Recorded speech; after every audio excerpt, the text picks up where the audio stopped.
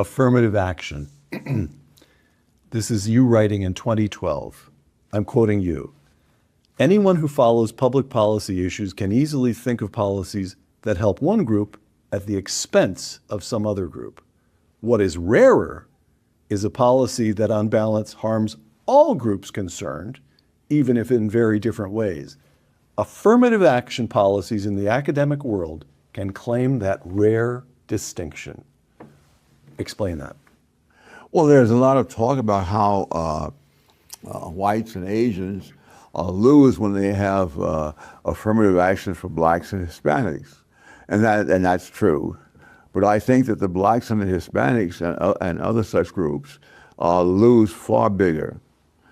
This came to me back in the 1960s when I was teaching at Cornell, and they decided they would bring in black students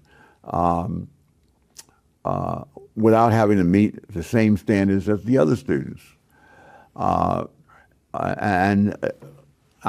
Very soon, it turns out that half the black students were on academic probation because they weren't meeting the standards of the work that they were facing.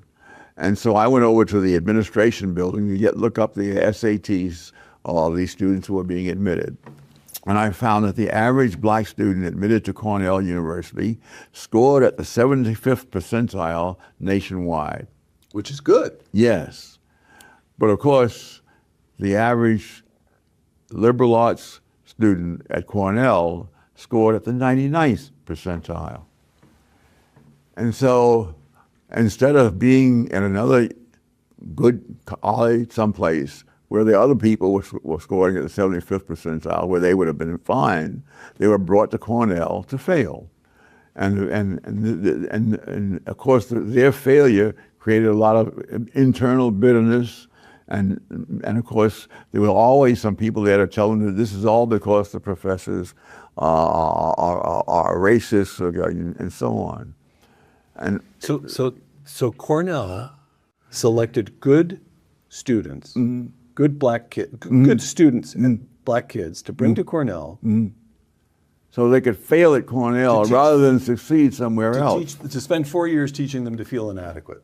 And I strongly suspect most of them never graduated. Oh, really? There are data from other places that I've looked at, and it's not uncommon, certainly in the University of California system, where great numbers were led into UCLA and UC Berkeley, and it was the norm for the majority not to graduate. And so you come and spend years of your life in vain, and then drop out.